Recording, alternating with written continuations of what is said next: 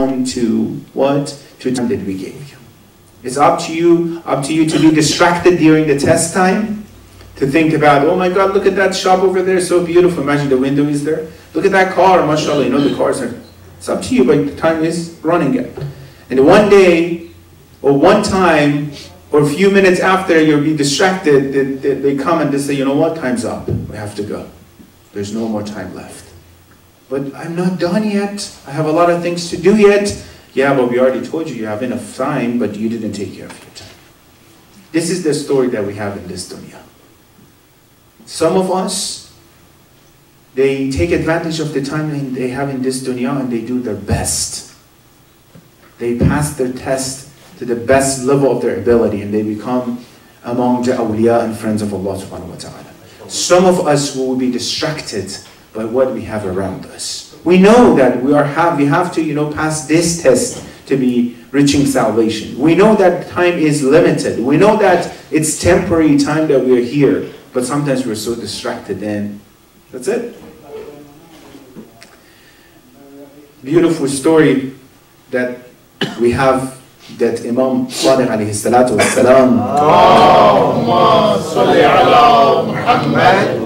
he mentioned about our nafs and our egos, and he said, it's up to you, I'm putting it this way, it's up to you if you want to follow your nafs or not, but it's not that if you follow your nafs, the nafs will say, okay, that's enough. I'm satisfied and I don't need any more. It's like a drug, it's like addiction, Those who drug addict, you take a little bit, and you got used to this, that's not enough for you anymore. You have to go to the next dosage. You have to add into this. You have to add into this. And it's not to the level that says, the body says, okay, I'm good, I don't need any more. No, it's just, the nafs is so eager to get more and more. It's up to you to follow your nafs, your ego or not, but there's no end to the nafs, to the following of nafs. Have you seen sometimes during, maybe some people around you, specifically teenagers sometimes, they say, you know what, I just don't want to do this part of Islam. I just want to forget about just one thing, Let's just start with hijab. I just don't want this. I said, okay, so you do this. But it's not that. That leads to many other things. Step by step goes. It's a process when you see that it specifically starts with one thing. And shaitan is so satisfied with little ones, minor ones. Because when it comes to you guys, alhamdulillah, shaitan is not going to come with big and major, steps. It comes with minor steps. The fact that he can put his foot in the door and doesn't let you close it, that's it. He's already in. And he knows how to do it, It's up to us then how. The time that we have with this dunya is like, imagine this nice story, example actually. Imagine that group of people that will be invited to a factory that they said, you have enough time and all supplies that you need are there to build some clothing. Just, sew some clothing and make it over there and that's it. But you have probably a few hours, 5 hours to finish what you're supposed to do. At the end of the day, we'll pay you based on how many dresses you make. Imagine the first group, they come, they quickly go get what they need to get from the store, from the factory, whatever is around them, the things that they need, and they sit down and start working. At 5 o'clock, time's up, this is 10, dresses that I made, okay, this is your money, khuda hafizan. The second group, they comes in and says, mashallah, such a great fabrics, yeah, such a great thread, such a great needles they have, it's a beautiful area, they'll be distracted. And he would say, I want to get a lot of these fabrics, they get greedy. Let me get a lot of these fabrics, they put it on the table, a lot of this, a lot of that, they put it on the table. By the time they want to start, they say, what, time's up, you have to go. I didn't make anything yet. You just made it easier for the other ones that come after you, for your children. 5 lands here, 5 shops over there, 10 things over there. Yeah, but you can't take any of them with you. You just make it easier for other ones to come after you. Amir al-Mu'minin Imam alayhi salatu wasalam says, don't be the storage keeper of your children. Because you're going to be answering Allah subhanahu wa ta'ala what you did in that short period of time in this dunya, but someone else is going to take the pleasure. It doesn't mean we shouldn't think about this, being wise in the future. It's about the niyyah and intention we have behind this. This is about, am I wise enough to know what I'm doing in this dunya, or I'm just collecting, I'm just collecting. A little bit of this, a little bit of that, you know. It's beautiful, you know, few of this. Quran says, اقترب للناس حسابهم وهم في قفلة معرضون. The hisab is coming closer every single minute to us. وهم في قفلة معرضون.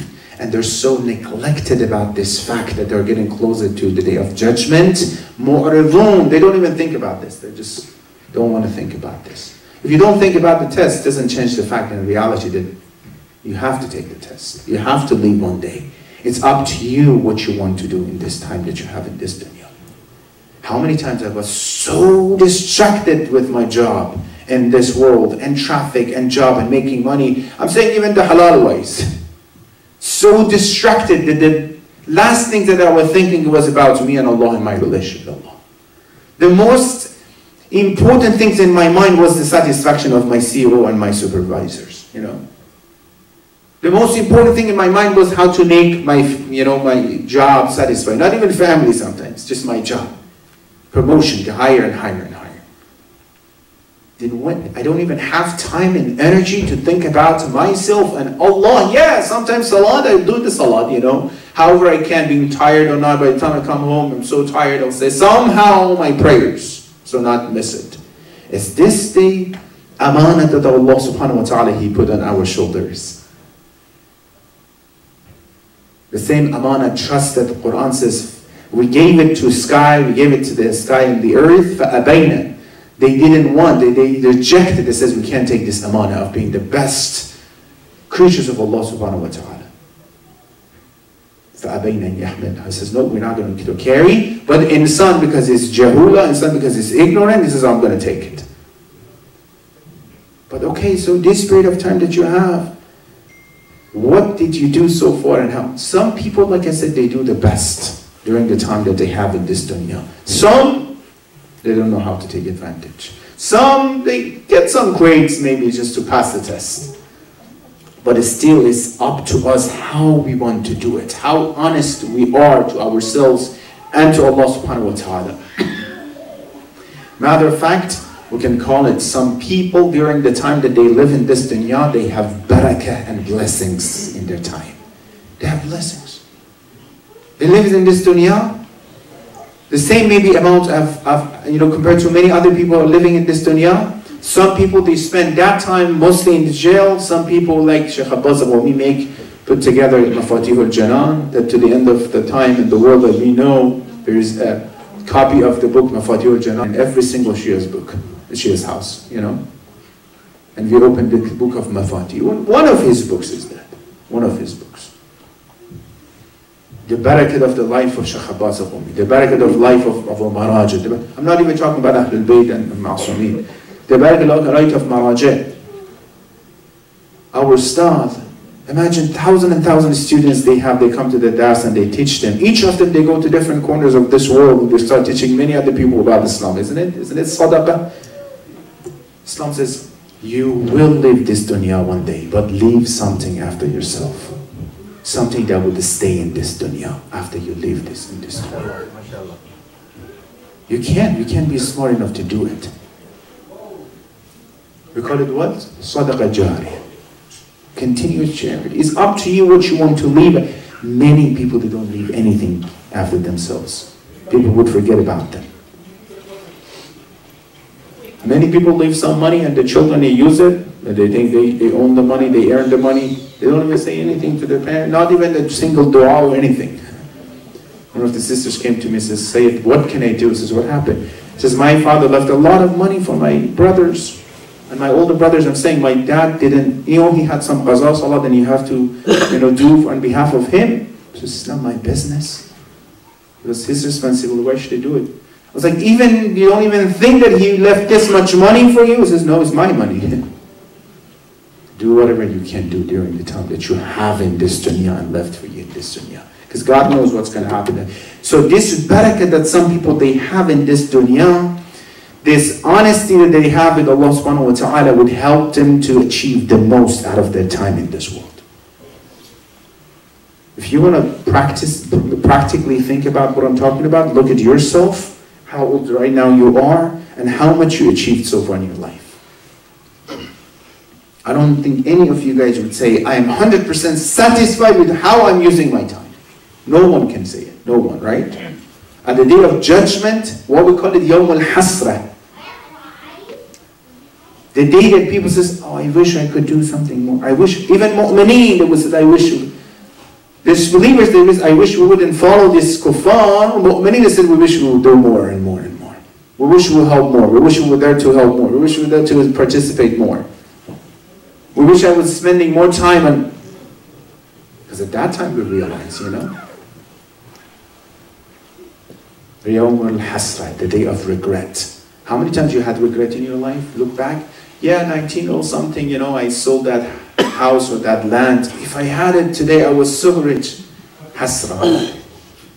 I did that and I had it today, I was so and so. That car, and if I was taking that major that I wanted. You regret sometimes it's temporary, but you can make it up even in this dunya, but the day of judgment, it says kuffar comes and says, Ya Allah, one more chance, please. Exactly this, because when you recite Quran, there is scenarios in Quran between Allah, kuffar, mu'mineen and kuffar, people of heaven and, you know, and hell. Kuffar comes to say, Allah, just please listen to us. One more, Quran says, one more chance. We'll go back to dunya and we know what to do. Allah says, قَالَ خَسَرُوا. Just close your mind, close your mouth. You had enough time in this dunya. You can't do anything else. You can't do anything else. So when I think about this, then it gives me the idea that so far what I did, I still have time what I'm supposed to do for future. What I'm supposed to do for future. One of the reasons behind the majalis for, you know, deceased one, Ithalis Sawa, funeral, anything, it's not just to come here and tell the you know, the family, yeah, inshallah, you know, Allah bless the soul and condolence them. Actually, we're coming for ourselves first. We're coming for ourselves first. Why it's so highly recommended in Islam to do that? Because you got to think about yourself. You have to think that tomorrow might be your turn. No, tonight might be your turn. There's no guarantee. You have to think about this. We got used to this, make it so cultural. Okay, so how about yourself? What do you want to send to yourself? What do you want to do by yourself that from tomorrow, from tonight, you're going to be a different person? How many think I have that is left behind and I have to finish them? How many think I have to work here and there over, including the amal, including the, you know, some business with others or something? How many people, I remember I found a very interesting notebook from my grandfather. He was a great alim, scholar in Mashhad. I found a notebook.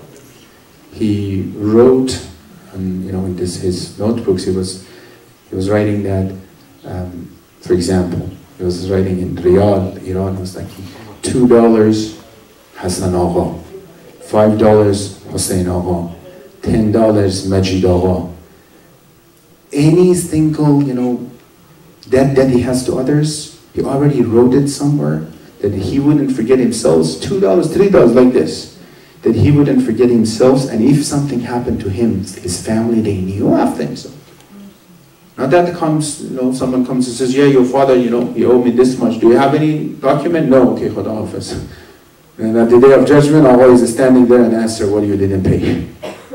مِثْقَالَ ذَرَّةٍ خَيْرًا يَرَى. Little bit, particular, small thing, you got to answer Allah subhanahu wa ta'ala, you did with this. Specifically when it comes to Haqqun Nas. Specifically when it comes to Haqqun Nas, you have to say, and you have to see what you want to do. Then I have to think about, what can I do to bring the blessings and barakah into my life from now on, to make it different? If this is the only lesson that I can get from this majlis, if I was in another, you know, majlis, this is the only, if each funeral, if people were only making one decision with Allah subhanahu wa ta'ala, the thawab would even probably go to the marhum as well. And because of the majlis of that person, you know, I got this, I made this promise to. Not that sometimes you see in some, funerals or something, people come and they dress up so nicely and everything is beautiful as if they're going to wedding parties. وَهُمْ فِي قَفْلَةٍ مُعْرِضُونَ. They're just so neglected about these facts. They don't get it. They don't get the facts that, hey, the time is running out. It might be your turn again. How to bring the blessings back? Honesty with Allah subhanahu wa ta'ala. Sadaqah. Honesty with Allah, in our relation with Allah subhanahu wa ta'ala, in the relation that we have with Allah subhanahu wa ta'ala, to be honest in that relationship.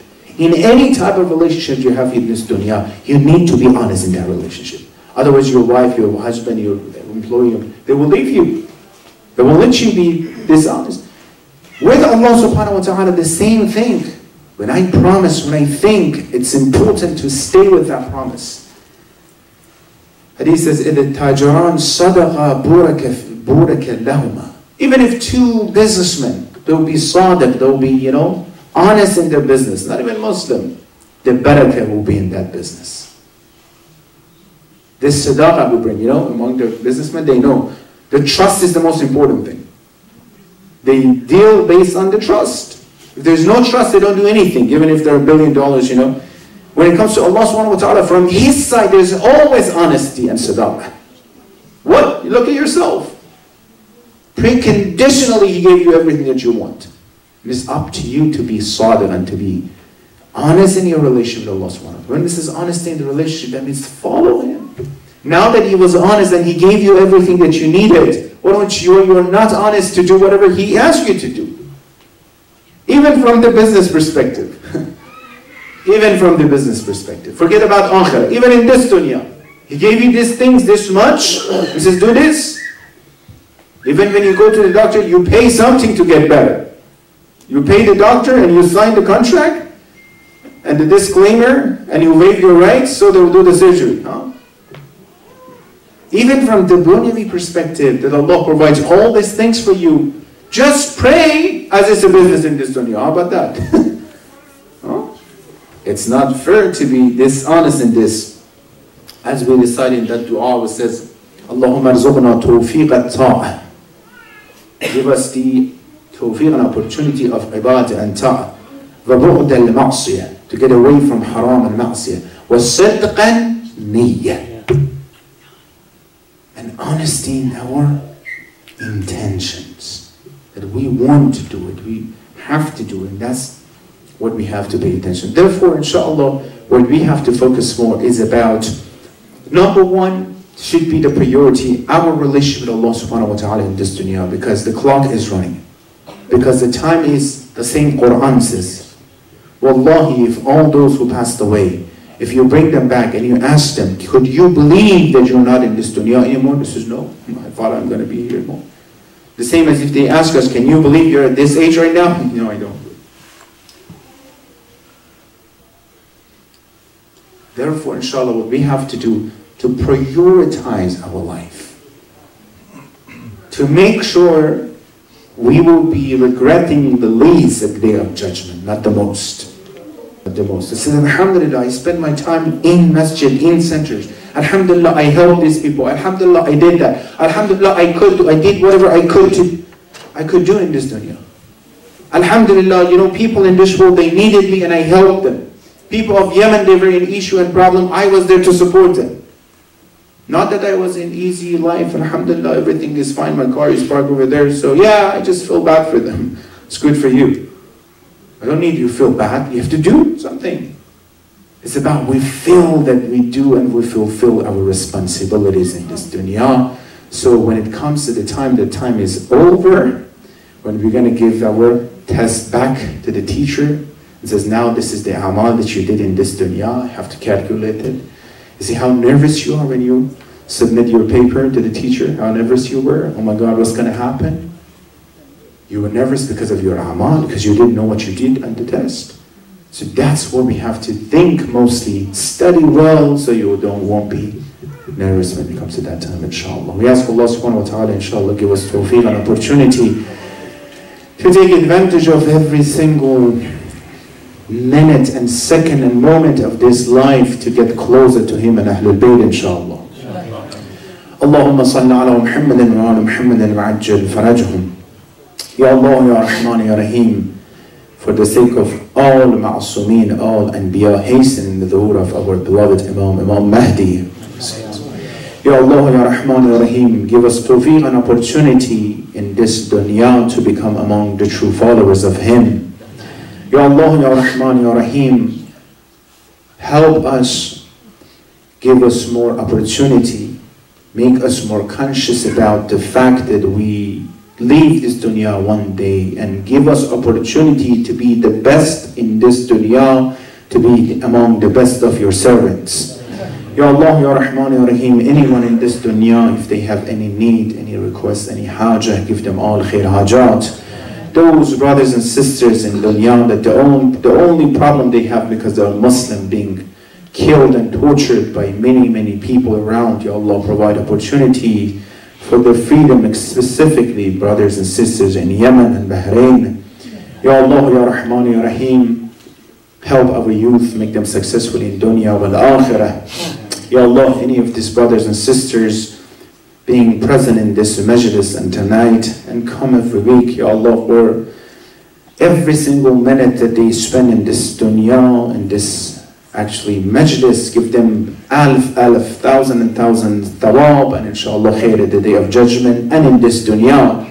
Ya Allah, Ya Rahman, Ya Rahim, those who are sick, heal them at this moment, and those who passed away, send the thawab and reward, specifically the marhumin of tonight, inshallah, give them the sawab from this majlis, inshallah, with the barakat of salawat ala Muhammad wa ali Muhammad. Allahumma salli ala Muhammad wa ali Muhammad. Man yaqra'u al-Fatihata ma'a as-salawat.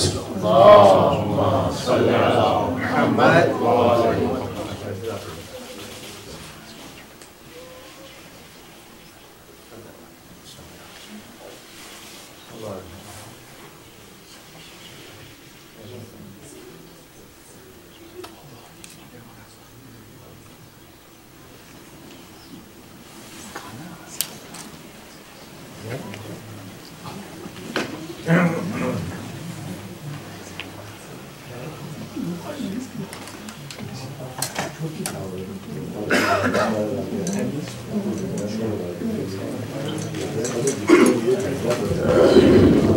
السلام عليك يا رسول الله، السلام عليك يا نبي الله، السلام عليك يا أمير المؤمنين، السلام عليك يا فاطمة الزهرة سيدة نساء العالمين، السلام عليك يا خديجة الكبرى أم المؤمنين، السلام عليك يا أبا محمد الحسن بن علي، السلام عليك يا أبا عبد الله، السلام عليكم يا تسعة المعصومين من ذرية الحسين، السلام عليك يا مولانا يا صاحب الزمان.